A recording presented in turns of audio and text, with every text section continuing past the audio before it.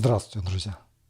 Министр обороны Белоусов вместе с генералами спокойно прогуливается по выставке, в то время как украинские журналисты из Курской области в прямом эфире показывают, как сбрасывают российские флаги, а російські солдати здаються українцям в плен. І зараз ми знаходимося в суджі саме в той історичний момент, коли героям слава! Коли російський триколор падає на землю. Помните сцену, где капитан Титаника стоит, смотрит на айсберг, а рядом стоит главный инженер и рассказывает ему, что такой огромный корабль так просто утонуть никак не может. Вот у них были точно такие же лица. Це російський триколор, який українські оборонці сьогодні зняли в населеному пункті Суджа з однієї з адміністративних будівель. Гитлер тоже, кстати, когда Красная Армия двигалась на Берлин, на прогулки ходил, отдыхал, делал вид, что у него идет все строго по плану, а потом застрелился. Дорогі українці, заїхав он в пятерочку. В пятерочку заїхав. Скажу вам, вибор не очень. Вибор не очень, а тебе лучше. Слава Україні! Это Украина. 2022 год. Город Херсон. 1000 украинцев вышли на улицы и остановили колонну оккупационных войск. Это 2024 год. Колонна ВСУ входит в Курскую область, а россияне кричат «Слава Украине!».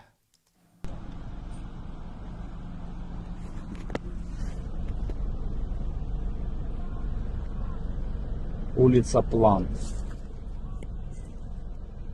Слава Украине, кричат, прикинь. Бесконечно можно смотреть на три вещи. Как горит огонь, как течет вода. И с какими лицами сидят на совещании у Путина Шойгу и Герасимов. Жителям Курской области объявили, что будет эвакуация, и кинули их. Самыми первыми убежал кто? Правильно, чиновники из администрации. Нас вообще не знаю как. Сказали, что пойдет поезд в 5 часов. Люди все собрались. Собралось миру столько, что страсть вообще невыносима. Пришли, никто никому не передал, не объявил, что поезд уйдет. Мы приехали на вокзал, поезда нет, поезд ушел. Всех нас бросили. Наша голова куда она делает, мы не знаем. В Курскую область срочно требуются рабочие для рытья окопов, возведения дотов и фортификационных сооружений. Жители Белгородской области, которые радовались, когда бомбили и обстреливали ракетами Украину, эвакуируются уже без улыбок на лицах.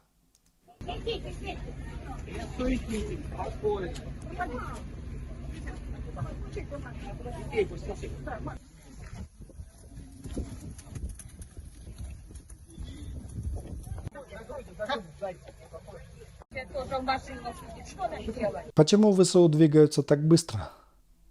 Потому что не отвлекаются на демонтаж унитазов. Вы знаете, что операция в Курской области очень напоминает начало той фазы Второй мировой войны, когда Германия зашла на территорию Советского Союза. Я сейчас про массовую сдачу в плен. Российские военкоры, так называемые военкуры, со ссылкой на свое командование российское, пишут о том, что уже больше 2000 пленных. Еще реально позавчера было 1000 с небольшим. Реально не сдаются в плен массово. Не хотят воевать. Реально сдаются в плен. Очень много. И срочники, и пограничники, контрактники, и кадыровцы, если их получается поймать на второй-третьей линии. Россияне не хотят воевать и не хотят умирать за Путина. Одно дело ворваться в Украину и мирных граждан грабить, мародерствовать, насиловать. Это им нравится. А драться реально, особенно на своей территории, они не хотят. Потому сдаются в плен. Депутат Горулев переобулся в полете и теперь говорит, что срочники должны идти воевать. Мне тут все говорят, что вы там, как вы можете срочников использовать, вы там о чем говорите? Это наша территория. Они наши военнослужащие. Они приняли присягу. Согласно всех наших законов, они что? Обязаны исполнять свой воинский долг. В самом деле, Но не нам же, таким взрослым и солидным мужикам, воевать ехать. Наша же работа это в студии у Соловьева кукарекать и клювом щелкать за деньги. Правильно. Армию российскую за 2,5 года на полях Украины положили, зэков выгребли, должников выгребли, алкашей выгребли. Только срочники тут остаются. Интересно матери 18-летних пацанов, которых сейчас бросят воевать против ВСУ. Они как воды в рот наберут или будут ополовниками стучать по кастрюлям? А вы знаете, что самый лучший подарок – это книга. Вот такая. И вот такая. И вот такая. И еще много-много разных моих книг с дарственной надписью. Все их можно приобрести в фирменном магазине моего мерча Гордон Шоп. А еще там можно приобрести и вот такой кофе, и вот такую подушку, и еще много-много чего. Благодаря вам, покупатели фирменного магазина моего мерча Гордон Шоп, я уже отправил нашим бойцам на передовую 170 дронов. Давайте отправим еще. Приходите в интернет-магазин Гордон Шоп. Помогаем фронту.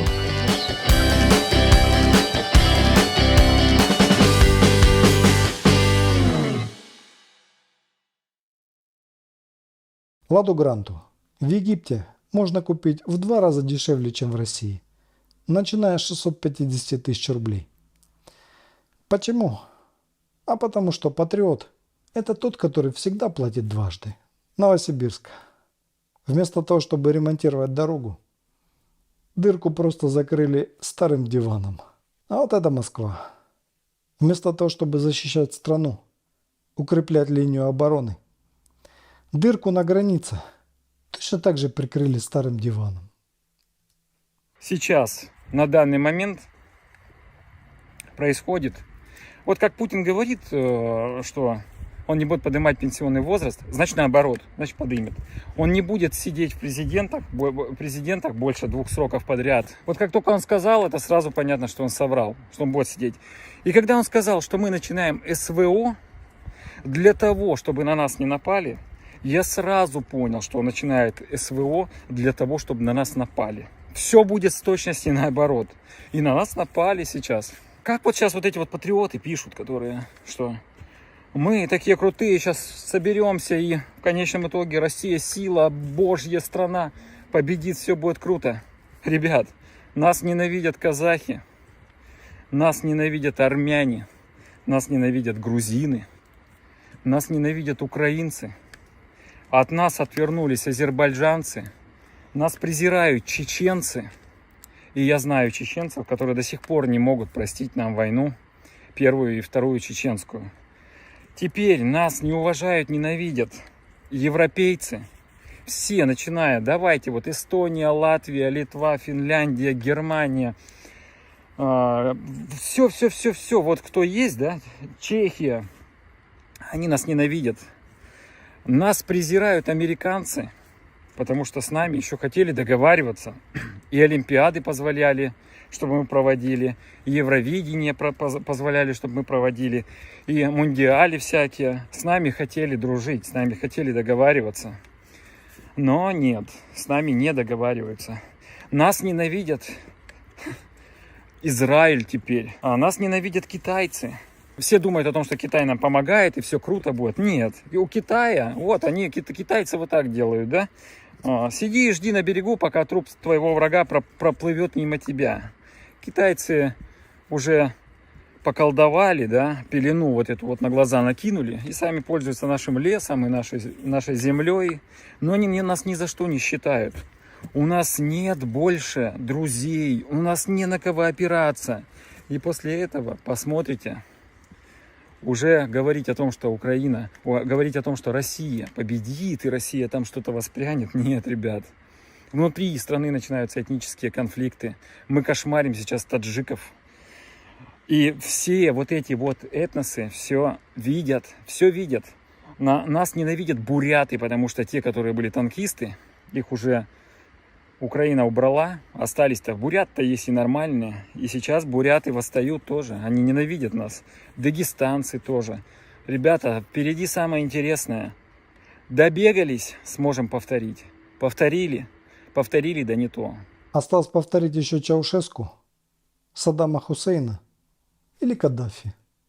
Повторит. А куда он еще денется?